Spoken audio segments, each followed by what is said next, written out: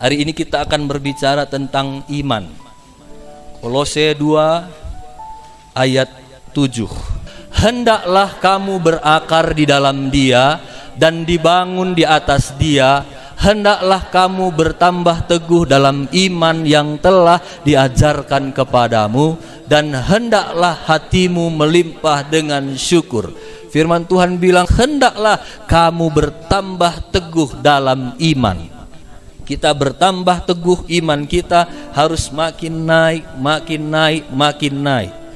Banyak orang berpikir, saya nggak mau pakai iman karena iman itu biasanya ilusi, nggak masuk akal. Ada orang bilang, aku nggak mau pakai iman. Pendeta, kalau itu nggak masuk akal, nggak mau aku lakukan. Padahal iman itu sering sekali hampir nggak masuk akal. Tapi iman memang kadang tidak masuk akal. Tapi ada juga orang yang bilang, aduh pendeta, aku udah nggak pakai otak lagi, udah nggak pakai akal lagi, pakai iman saja. Itu juga nggak pas. Iman itu tetap masih pakai pikiran, tapi pikiran kita itu ditundukkan kepada kuasa firman Tuhan. Nah, ada kasus-kasus gini, ada orang bilang gini, aduh, dia itu penyakit kanker sembuh, aku penyakit panu dari dulu nggak sembuh-sembuh. Masalahnya bukan kanker panunya, masalahnya iman. Bagi Tuhan kanker, panu, orang meninggal gampang semua, sama semua menyembuhkannya. Tapi itu yang seperti lagu kita tadi. Adakah iman di hatimu? Iman itu yang membuat kita berbeda. Bukan kanker, bukan panu, tapi iman kita lah yang membuat kita berbeda. Jadi saya percaya semua kita ingin lebih baik, amin. Tapi impian itu bisa jadi kenyataan, itu perlu satu jembatan yang namanya iman. Ya, jadi kita perlu satu jembatan yang namanya iman. Saya mau kita baca lagi di dalam Ibrani 11 ayat 8. Karena iman Abraham taat ketika ia dipanggil untuk berangkat ke negeri yang akan diterimanya menjadi milik pusakanya, lalu ia berangkat dengan tidak mengetahui tempat yang ia tujui. Abraham, dia punya iman, dan bukan hanya punya iman, tapi dia taat sama imannya, dan dia jalan. Anehnya, dia jalan ke satu tempat yang dia tidak tahu kemana dia harus pergi. Saudara mau saya suruh ke satu tempat yang saudara tidak tahu? Pasti enggak ya, kemana aku pergi? Inilah contohnya si Abraham. Suruh Tuhan pergi, pergi aja dia, taat saja dia. Itulah iman. Walau ku tak melihat jalanmu, saat ku tak mengerti rencanamu. Abraham ini sambil jalan mungkin dia sambil nyanyi nih. Saat ku tak, dia jalan nggak tanpa arah tujuan, tapi dia taat kepada Tuhan yang menyuruhnya. Jadi iman itu artinya nggak tunggu beres dulu baru jalan, enggak. Iman itu belum beres pun jalan saja. Nah, itu iman. Dan orang yang beriman nggak perlu modal. Orang yang beriman nggak perlu modal, tapi hasilnya pasti. Jadi saya mau bilang bahwa orang yang beriman kepada Tuhan nggak pernah rugi. Orang yang beriman kepada Tuhan nggak pernah rugi. Orang nggak bermodal, ya kan? Kalau nggak ada modalnya nggak ada ruginya itu. Jadi sering-seringlah pakai iman kita. Jadi Abraham itu dia jalan, dia nggak tahu kemana dia pergi. Dan dengar baik-baik Bapak Ibu, kalau kita melangkah dengan iman, kita belajar melangkah dengan iman. Melangkah dengan iman itu artinya percaya kepada Tuhan sesungguhnya. Ketika kita sepertinya menghadapi masalah, menghadapi tantangan yang di hadapan mata kita nggak sesuai dengan apa yang kita pikirkan, tapi kita terus berjalan, Tuhan tolong. Sampai di sini Tuhan sudah tolong aku, Tuhan tetap tolong. Percayalah kita akan jauh lebih baik. Tuhan itu mengubah seseorang, dia nggak sedikit berubah, tapi radikal. Itu sebabnya kalau kita anak-anak Tuhan, kalau kita bangga dengan perubahan kita yang sedikit, itu perlu tanda tanya. Puji Tuhan pendeta, 5 tahun lalu saya merokok 2 bungkus satu hari. Tapi puji Tuhan setelah 5 tahun berjalan sampai sekarang sudah bisa kukurangi 2 batang. Itu bukan radikal. 5 tahun kurang cuma 2 batang. Waktu Tuhan Yesus datang sama Petrus, dia bilang, Petrus, kau kan penjala ikan kan? Hari ini kujadikan kau menjadi penjala udang. Katanya gitu. Enggak, radikal, dari ikan jadi penjala manusia. Yusuf, kau itu kan budak, kau aku angkat bukan jadi kepala budak-budak, langsung jadi Perdana Menteri. Daud dari penggembala domba, dia Tuhan angkat radikal hidupnya jadi raja. Jadi kalau Tuhan yang mengubah hidup kita radikal. Tapi jangan lihat radikalnya itu, lihat prosesnya itu. Lihat Daud, lihat Yusuf waktu dia menghadapi masalah. Waktu dia difitnah, waktu dia dimasukkan ke sumur, apa dia nggak marah? Mungkin dia marah. Masuk sumur itu nggak enak. Mungkin kalau ada orang yang nggak bisa berdoa, masukkan dia ke sumur, bisa jago dia belajar berdoa di dalam. Saking takutnya, Tuhan tolong. Ngeri sumur. Dia diseret-seret. Apa dia nggak marah? Mungkin hati pikirannya marah. Tapi dia selalu belajar tundukkan semuanya itu di bawah imannya kepada Tuhan. Jadi kita belajar seperti Yusuf, belajar seperti Daud, belajar imannya. Jangan bilang, iya pendeta saya juga manusia. Kalau sekali dia omongin saya nggak apa-apa, 2 kali saya sabar, 3 kali saya gampar. Nah, itu nggak belajar. Jadi harus belajar, harus ada perubahan yang radikal. Iya pendeta, saya memang sudah pelayanan, saya sudah melayani, tapi kalau kayak dia itu modelnya selalu menceritakan saya. Firman Tuhan juga bilang, lawanlah dia, maka dia akan lari daripadamu. Hei, itu ayat untuk iblis, bukan manusia. Jadi kita itu harus belajar tingkatkan iman kita. Mungkin kita bilang Yusuf kan lebih sabar, Yusuf lebih diurapi. Enggak, sama Yusuf sama kita. Tapi saya belajar dari kehidupan Yusuf, dari jawaban-jawabannya di setiap kasusnya. Dia pernah bilang gini, waktu dia jadi Perdana Menteri, dia nggak hukum Potifar, dia nggak tangkap abang-abangnya, sampai abang-abangnya berpikir bahaya kita sekali ini. Kalau tahu Yusuf kita ini, habislah kita sekali ini. Tapi Yusuf bilang, bang, kalian memang mereka-rekakan yang jahat kepadaku, tapi aku selalu percaya rancangan Tuhan penuh damai sejahtera dalam hidupku. Itulah iman. Waktu Yusuf berjalan, dia nggak lihat rencana yang baik Tuhan itu, nggak lihat. Tapi waktu dia jalanin sesuai terus hidupnya dengan firman Tuhan.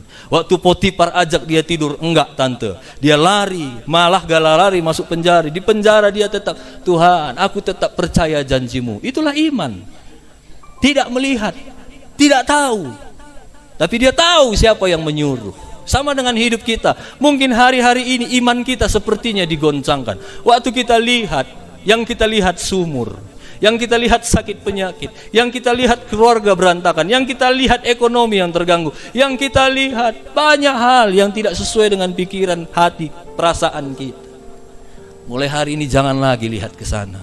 Iman itu adalah melihat ke atas. Tuhan, aku nggak ngerti Tuhan, tapi aku percaya rancanganmu yang terbaik, dan teruslah hidup sesuai dengan firman Tuhan. Seperti Yusuf, seperti Daud. Itulah yang dilakukan Abraham. Kenapa Abraham mau pergi padahal dia nggak tahu tempat yang dia tuju? Karena dia tahu siapa yang menyuruh. Ibu-ibu, kalau misalnya suami ibu bawa mobil, suami kita naik mobil, dia bawa mobil, lalu bawanya mobil itu dinampaknya kita, dia bilang, ma, ayo naik. Baru kita bilang, mau kemana pak? Udahlah naik aja. Ibu-ibu mau naik? Misal ini suami ibu, bukan saya, suami ibu. Lagian saya juga nggak mau ngajak ibu-ibu. Ini suami ibu suaminya bawa mobil, baru ada kamu di luar, dipanggil, "Ma, ayo naik dulu." "Mau kemana, Pak?" "Ayolah, naik aja." "Mau kamu naik?" "Maulah," ya kan? Kenapa? Karena dia tahu itu suaminya. Mungkin dalam pikirannya, suamiku kalau udah kayak gini-gini pasti ada sesuatu kejutan yang dibuatnya ini. Dia mau naik. Gak mungkin kan bapak-bapak bawanya kita ke Leng Singkut, campakkannya kita di sana, enggak kan? Enggak, pasti bapak itu mungkin mau kasih kejutan atau mau ngajak nunjukin apa. Nah, pasti mau karena kita kenal siapa yang mengajak kita. Kalau misalnya ada supir Sibaya sendiri dia, nampaknya kita jalan, "Ayo naik," katanya sama ibu-ibu. "Ibu mau naik?" "Ayolah," katanya. "Mau?" Enggak, karena kita tidak kenal. Kecuali ibu-ibu yang genit, "Wah, ganteng kali dia pendeta, nggak apa-apalah." Kalau kita yang baik, kita nggak mau, karena kita tidak kenal dia. Itulah Abraham. Kenapa dia mau pergi ke satu tempat yang tidak dia tuju? Karena dia kenal siapa Tuhan. Itulah iman. Waktu kita kenal siapa Tuhan, kita nggak akan takut. Kita akan berani. Itulah iman. Walaupun gak jelas kita lihat, tapi kita percaya kepada Tuhan, rancangan Tuhan, rancangan yang penuh damai sejahtera. Walaupun proses-prosesnya kita beda-beda. Ada proses kita di penyakit, ada proses kita di ekonomi, ada proses kita di keluarga, ada proses kita di pendidikan. Tapi proses itu tidak masalah. Yang penting kita tahu siapa yang membawa kita. Itulah iman. Nah, hari ini ada 4 hal yang saya akan bagikan bahwa kita membuktikan kita adalah orang yang beriman. Yang pertama adalah iman menundukkan pikiran kita sejalan dengan firman Tuhan. Kalau kita baca dalam 2 Korintus 10 ayat 5b, firman Tuhan bilang gini. Ini Paulus yang bilang, "Kami menawan segala pikiran kami dan menaklukkannya kepada Kristus." Jadi pikiran-pikirannya itu ditawannya, ditaklukkannya, ditundukkannya kepada pikiran Kristus, ditundukkannya kepada firman Tuhan. Nah, Bapak Ibu harus tahu, seringkali yang iblis serang pertama adalah pikiran kita, ya. Hati-hati. Seringkali yang iblis serang adalah pikiran kita. Misalnya, satu kali kita duduk tenang-tenang, tiba-tiba sakit kali di sini. Belum pernah terjadi, sakit kali. Baru pikiran kita mulai iblis serang. Kita mulai ingat cerita teman kita. Dulu yang teman kita itu meninggal karena penyakit jantung, tiba-tiba ada sakitnya sini. Lalu kita mulai berpikir, jangan-jangan aku kena penyakit jantung ini. Nah, itu pikiran. Pikiran kita seringkali diserang oleh iblis. Kita lihat jam. Udah jam 1:30 pagi, suami kita belum pulang. Ditelepon, mati handphonenya. Di SMS nggak dibalas. Pikiran kita, jangan-jangan udah lain kerjanya. Anak kita udah jam 5 sore belum pulang sekolah. Jangan-jangan udah kemana-mana.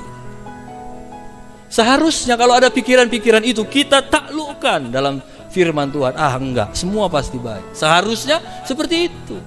Tapi pada kenyataannya seringkali kita menikmati pikiran itu.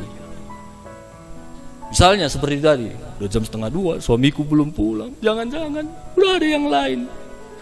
Dan kita mulai nikmati. Kemarin pun pas ku pegang handphonenya langsung ditariknya. Kulihat pun udah mulai wangi-wangi dia. Langsung dinikmati, semua dimain. Padahal karena suami kita ada berkat, beli parfum dia. Banyak uangku kan, kenapa aku nggak beli parfum pikirnya? Nggak ada hubungannya sebenarnya, cuma pikiran itu kita nikmati. Semalam pun jatuh aku, nggak diangkatnya, padahal nggak dinampaknya. Semualah udah mulai dikait-kaitkan. Makanya jaga pikiran kita supaya pikiran kita tidak dikuasai oleh iblis. Dan pikiran kita itu harus kita taklukkan. Kita taklukkan, ya. Bukan nggak pakai, otak bisa dipakai, pikiran tetap dipakai, tapi ditaklukkan di bawah firman Tuhan. Ada satu ibu-ibu bilang gini, dan ini ada juga orang yang pernah ngomong sama kami, suami istri, dia bilang gini, Ini ada yang sudah menikah, ada yang belum menikah. Dia bilang, pendeta, puji Tuhan saya ada berkat, kata istrinya. Saya ada berkat dan puji Tuhan saya sudah bisa simpan-simpan, tabung-tabung berkat saya itu tanpa sepengetahuan suami saya. Untuk apa? Mana tahu nanti suami saya selingkuh. Saya sudah punya simpanan. Ini kisah nyata. Setelah 2 tahun dia ngomong gitu, dia bilang, benar pendeta, puji Tuhan suami saya selingkuh. Dan puji Tuhan saya sudah ada tabungan. Hei, itu bukan iman ibu-ibu. Itu justru hasil doa kita. Banyak yang terjadi seperti itu. Dia pikir itulah iman. Bukan. Iman itu bukan berhayal, tapi iman itu adalah tindakan yang nyata, yang pasti. Iman itu waktu dokter bilang udah nggak mungkin, kita beriman bagi Tuhan tidak ada yang mustahil. Itu iman. Dokter bilang udah nggak ada harapan, bagi Tuhan masih ada harapan. Jadi iman itu sederhana tapi pasti. Iman itu nggak aneh-aneh. Jangan saudara kelilingi mobil orang 7 kali dalam nama Yesus, dalam nama Yesus. Mobil ini akan menjadi milikku. Kita pegang lagi, kita ambil lagi minyak kita. Yang ada kita ditangkap polisi, dikira pencuri kaca spion ya. Sederhana saja. Iman, percaya kepada Tuhan. Walau kita lihat nggak sesuai dengan mata pandangan kiri kanan kita, tapi kita percaya siapa yang membawa kita. Nah, itulah iman. Jadi yang pertama, iman, tundukkan pikiran kita di bawah firman Tuhan. Kalau kita udah mulai negatif, udah mulai asumsi yang nggak benar, ayo mulai tundukkan. Enggak, Tuhanku mengasihiku, Tuhanku mengasihi suamiku, Tuhanku mengasihi anakku, Tuhanku akan menyembuhkanku. Tidak ada yang mustahil bagi Tuhan. Tundukkan di bawah pikiran Kristus. Yang kedua, iman membuat kita rela kehilangan apa saja demi Kristus. Jadi ketika kita beriman, kita akan menjadi orang yang rela kehilangan apa saja demi Kristus. Firman Tuhan bilang, siapa yang mempertahankan nyawanya akan kehilangan nyawanya, tapi siapa yang kehilangan nyawanya karena dia akan memperolehnya. Abraham dia kehilangan Ishak nyawanya karena Kristus. Nah, jadi yang kedua, ciri orang yang beriman, dia rela kehilangan segala sesuatu demi Kristus. Saya nggak percaya kalau ada orang bilang aku beriman, tapi waktunya saja tidak bisa dia kasih untuk Tuhan. Kebaktian saja malas. Hari Minggu masih berani ngambil barang, nggak gereja. Diragukan itu imannya. Jadi kita harus tahu kalau kita memang orang beriman, udah salah kita rasa kalau kita nggak mencari Tuhan. Tapi kalau kita beriman, kita bilang aku orang beriman, hari Minggu masih sempat kita, silahkan hari Minggu ke ladang, nggak masalah asal ibadah. Tapi kalau kita nggak ibadah, masih sanggup, masih damai sejahtera kita ngambilin sayur gitu, sambil nyanyi dalam nama Yesus, ada sesuatu yang salah. Jadi itu perlu kita tanya diri kita masing-masing. Ada sesuatu yang salah. Benarkah kita orang beriman? Ciri orang beriman, dia berani berkorban. Kalau waktu saja kita nggak berani berkorban, apalagi uang, apalagi perpuluhan. Alah, enak kali pendeta itu. Aku yang kerja, dia tinggal store aja. Jadi salah satu ciri kita orang beriman, ayo berani berkorban. Berani berkorban apa saja demi Tuhan. Yang ketiga, orang yang beriman, dia berani mengubah kebiasaan-kebiasaannya yang tidak sesuai dengan pikiran Kristus, diletakkan, ditaklukkan menjadi sesuai dengan pikiran Kristus. Nah, Paulus pernah bilang gini, apa yang kuanggap dulu keuntungan bagiku, sekarang kuanggap rugi demi Kristus. Apa yang dulu kuanggap kesenangan, sekarang kuanggap sampah demi Kristus. Jadi ciri orang yang beriman, dia akan menjadi orang yang mulai meninggalkan kebiasaan-kebiasaan, kesenangan-kesenangan yang lama, yang selama ini kita kerjakan, tapi itu gak sesuai dengan Kristus. Mungkin selama ini kerjaan kita, bisnis kita nggak jujur. Tapi hari ini kesenangan itu kita tinggalkan, kita mulai jujur. Mungkin perkataan canda tawa kita nggak baik, negatif. Itu senang selama ini kita lakukan. Tapi kalau kita orang beriman, kita mulai tinggalkan itu. Ya. Jadi kita harus tahu ada banyak sifat-sifat atau kesenangan-kesenangan kita yang selama ini tidak baik, ayolah kita tinggalkan. Itulah ciri orang beriman. Mungkin selama ini ibu-ibu suka cerewet sana, itu jadi kesenangan. Ibu kok marah terus? Kok marah terus? Kadang-kadang gak ada alasan kok marah terus. Iya, untuk kesenangan aja. Tinggalkan kebiasaan itu. Bapak-bapak juga, kalau istri kita suka marah-marah dan kita mulai, sekali lagi kau bicara, awas kau ya, tinggalkan itu. Mungkin selama ini itu jadi kesenangan kita. Tapi hari ini bukti kita orang beriman, ayolah kita belajar tinggalkan kesenangan kita untuk Kristus. Kita harus jadi pembawa damai. Pembawa damai itu biasanya harus ada yang dikorbankan supaya semua bisa damai.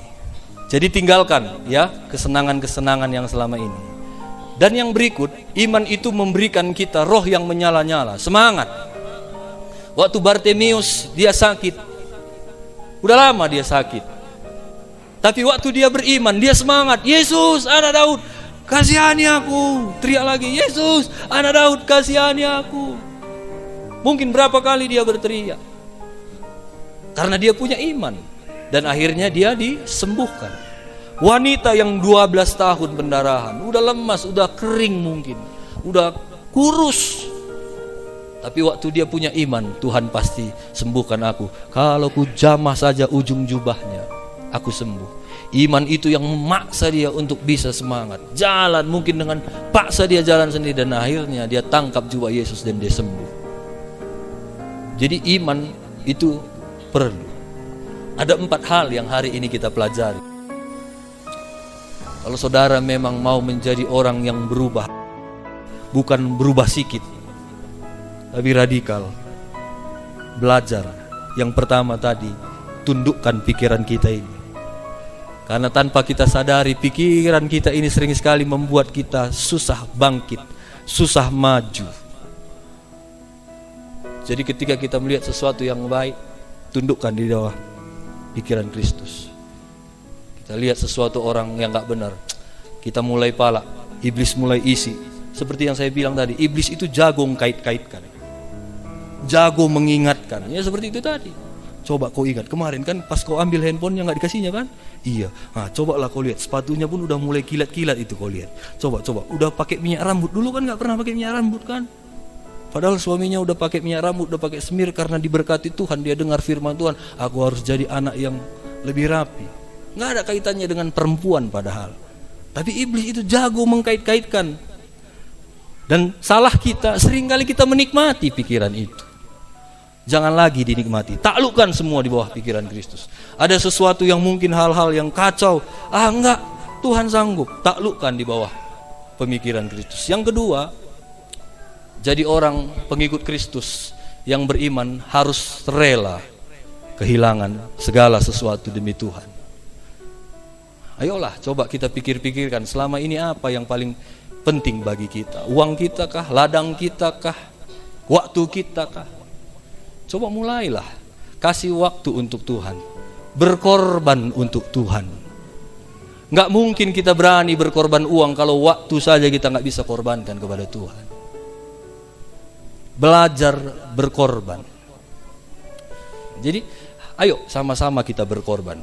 Korban waktu, tenaga, pikiran, uang, apa saja. Yang ketiga, belajar tinggalkan kesenangan-kesenangan kita yang selama ini tidak sesuai dengan firman Tuhan. Dan yang keempat, ayo mulai tingkatkan lagi iman kita, biar kita lebih bersemangat lagi.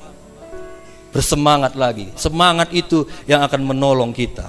Semangat itu yang akan menopang kita. Tuhan memberkati kita semua. Saya berharap semua kita menjadi orang-orang yang terus bertumbuh iman kita di dalam Tuhan. Amin. Puji Tuhan.